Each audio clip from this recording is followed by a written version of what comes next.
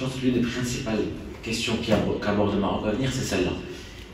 بزاف الناس يقولوا في المغرب المشكل اللي عندنا هو المشكل ديال المدرسه ديال التعليم ولا ديال الصحه ولا ديال التشغيل ولا ديال لا لوت كونت لا كوربسيون.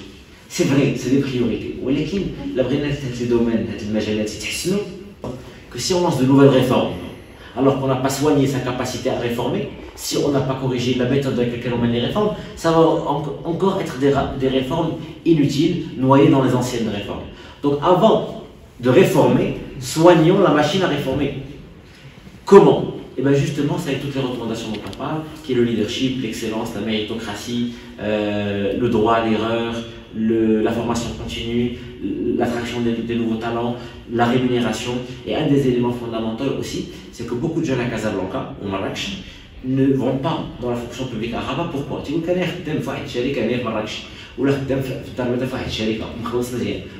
plan de carrière, d'abord, tu as une promotion, d'abord, tu as une promotion. علاش انا نمشي نخدم للدوله نضرب حقا ونخاطر بلا كارير ديالي وبالمدخول ديال عائلتي ومنين نبغي نخرج من الدوله اللي يخرجوني منها ما نلقاش خدمه ولا نلقى واحد الظروف العيش صعيبه. Donc l'une des suggestions c'est de mettre d'institutionnaliser des passerelles juridiques légales entre le privé et le public. Voilà, je voudrais partir pendant 5 ans travailler pour l'État. Qu'est-ce que j'ai comme garantie? Deux garanties majeures.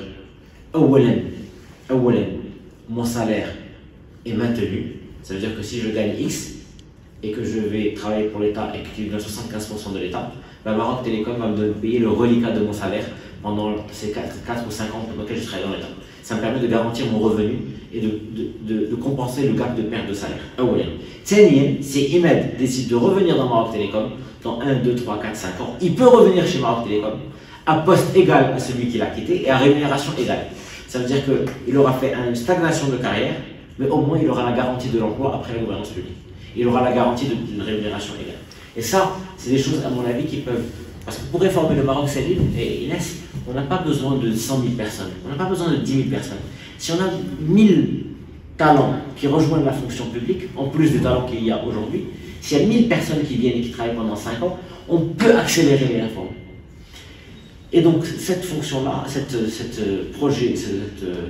dispositif, le détachement de la fonction publique, est un dispositif que je propose, comme beaucoup d'autres. Parce que le Maroc à venir est un livre de recettes, dans lequel il y a un certain nombre de recommandations très utiles sur la gouvernance, pour ajouter des ingrédients supplémentaires, pour que la machine à réformer au Maroc ne soit plus grippée, pour qu'on puisse relibérer le potentiel de réforme comme dans les années 2000 à 2010.